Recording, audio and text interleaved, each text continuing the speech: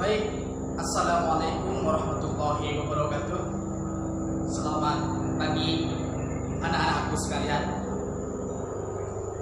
Alhamdulillah, pada kesempatan kali ini kita dapat berwujud. Ini salah satu nikmat terbesar yang Allah berikan kepada kita semua.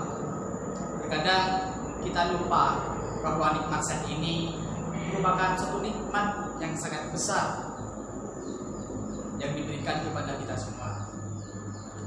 Mari kita jaga, lindungi keluarga kita, terutama kita mulai dari kita diri sendiri pada keadaan pandemi COVID-19 yang melanda di negeri kita tercinta. Baik, anak-anakku sekalian, Bapak akan lanjutkan pelajaran pada kesempatan pagi hari ini. Kalau kemarin kita belajar tentang pendapatan nasional, pada kesempatan pagi ini kita akan belajar hasil pendapatan nasional tersebut, cara menghitung pendapatan nasional tersebut yang sekian begitu banyak di negeri kita tercinta. Pada kesempatan pagi ini kita akan belajar tentang persamaan dasar akuntansi. Persamaan dasar akuntansi ini digunakan oleh semua lembaga, perusahaan maupun negara yang terdiri. Baik, Bapak akan mulai kita belajar persamaan akuntansi ini. Kita mulai dari akuntansi. Ada yang tahu di sini yang dimaksud dengan akuntansi? Akuntansi di sini merupakan suatu bentuk penjabaran atau pengukuran suatu yang memberi informasi atau keputusan yang jelas, di mana dari hasil akuntansi di sini dapat membantu investor, otoritas ataupun karyawan yang bekerja di suatu perusahaan untuk menghasilkan keputusan yang tepat dan akurat. Kalau persamaan dasar akuntansi, ada yang tahu di sini? Persamaan dasar akuntansi ini pengertiannya sama seperti tadi, namun didorong dengan yang bekerja sama dengan suatu sistem di perusahaan yang dapat begitu memberi keputusan dengan baik terhadap para karyawan-karyawan yang ada di perusahaan tersebut.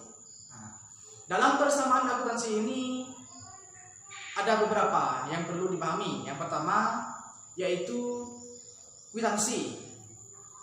Kwitansi ini semisal kita beli makan ayam, kita harus pinter-pinter mempunyai bukti yang namanya kwitansi. Kwitansi ini suatu bentuk bukti bahwa kita menjual kapan, berapa harganya, dan hari apa.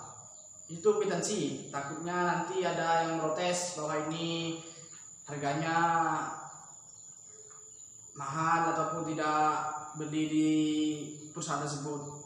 Kita kan punya kwitansi, kita tunjukkan bahwa ini yang membeli hari ini dan kapan tanggalnya. Kemudian ada faktur.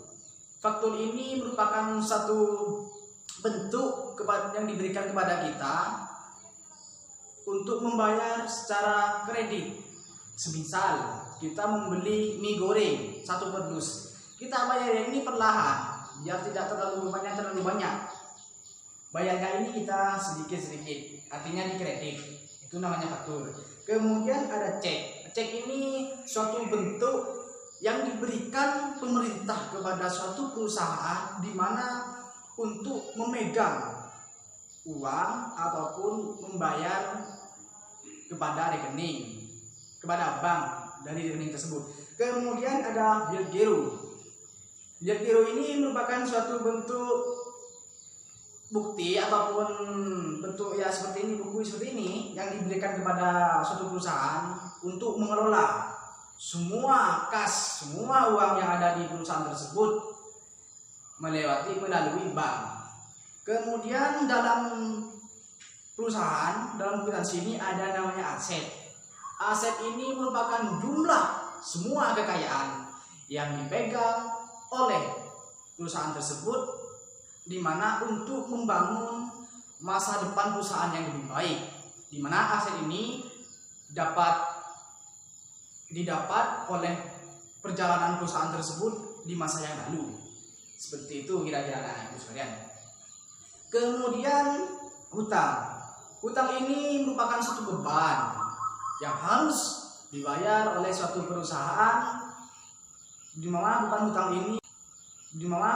ini perusahaan mempunyai hutang di masa yang lalu. Oleh karena itu yang akan datang itu yang akan pemimpin tersebut yang akan meneruskan beban hutang tersebut. Kemudian ada modal. Ada modal dan pendapatan. Modal ini suatu hasil kerja keras yang didapat di masa yang lalu, kemudian kita kumpulkan demi kemajuan perusahaan untuk masa yang akan datang. Itu modal. Ada lagi pendapatan. Pendapatan di sini merupakan suatu hasil yang didapat oleh perusahaan tersebut, yang dimana masa yang lalu mendapatkan hasil yang banyak melalui produk-produk ataupun hasil yang ada di perusahaan tersebut. Ini termasuk nanti masuk modal. Kemudian ada preferred. Preferred ini pengambilan kas. Pengambilan kas ini yang dimaksud tadi masuk kepada rekening, kemudian kita kelola. Berapa yang didapat berapa yang jumlah yang didapat oleh perusahaan tersebut, kita masukkan kas. Kas ini kita setor ke rekening untuk menjadikan sebuah pembukuan. Di mana anakku sekalian bisa dimengerti? Alhamdulillah kalau bisa dimengerti ya, bisa pahami. Nanti ketika di akhir pada pelajaran Bapak akan kasih tugas kepada anakku sekalian untuk mengerjakan di rumah, biar dapat memahami dan tambah paham terhadap pelajaran yang Bapak sampaikan pada kesempatan pagi ini. Kemudian jangan lupa, ini yang kadang Bapak yang harus ingat, persamaan dasar kwitansi ini sangat berlaku, sangat dinomorserukan. Kenapa? Di suatu perusahaan yang besar, kwitansi ini harus betul-betul begitu baik, harus betul-betul diingat. Karena di perusahaan besar semua butuh pencatatan, semua butuh penjawaban dan pengukuran. Karena ini kwitansi ini merupakan bukti, suatu dokumen, suatu berkas yang mampu mengcover dari hari apa, tahun apa, kerangkanya seperti apa, kemudian masa depan yang akan datang itu seperti apa. Ini bentuk dari manfaatnya kwitansi. Terima kasih anak-anakku sekalian. Hanya itu yang Bapak dapat sampaikan pada kesempatan pagi hari ini. Jangan lupa ini Bapak kasihkan tugas kepada anak-anakku sekalian. Bentuk kelompok dulu ya. Satu kelompok 5 orang. Baik, tugas yang pertama, apa manfaat dari persamaan akuntansi? Kemudian soal yang kedua, berikan contoh atau kasus yang gagal di perusahaan yang perhitungannya melalui persamaan akuntansi. Soal yang terakhir, bagaimana konsep kwitansi yang baik yang akan dapat menghasilkan keputusan yang baik. Terima kasih kepada anak-anakku sekalian. Itu dikerjakan di rumah. Minggu depan kita akan bertemu lagi. Sekilas Bapak mengulang kembali bahwasanya kwitansi ini merupakan suatu bentuk arsip, dokumentasi, bukti yang sangat penting, apalagi di perusahaan maupun di lembaga-lembaga lain. Dalam kwitansi ini ada beberapa unsur-unsur. Ada di sini unsurnya ada aset, hutang, modal, pendapatan, dan preferred. Kemudian dalam kwitansi ini, dalam akuntansi ini ada beberapa unsur bukti yang harus dimiliki. oleh suatu lembaga, yaitu kwitansi, kemudian ada cek, ada prefer, ada bilet giro. Itu. Terima kasih anak-anakku sekalian. Bapak akan tutup pertemuan pada kesempatan pagi ini. Mohon maaf apabila ada tutur kata yang kurang berkenan atau kurang tepat kepada anak-anakku sekalian. Semoga apa yang kita dapat pelajari ini bermanfaat fid-din wa dunya wal akhirah.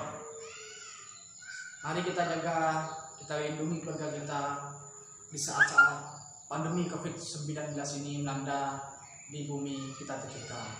Mari kita waspada, jaga jarak, kemudian jaga kebersihan, jaga kesehatan. Apabila terjadi di antara kalian semua, teman-teman terdekat, ada yang flu atau tidak sehat, harus betul-betul sikap menyikapi itu. Periksalah ke bidan atau dokter terdekat. Mari kita lindungi diri kita sendiri dan keluarga kita. Mari kita berdoa terlebih dahulu sebelum kita cukup belajar pagi ini. Al-Fatihah. Wassalamualaikum warahmatullahi wabarakatuh. Selamat mengerjakan untuk tugas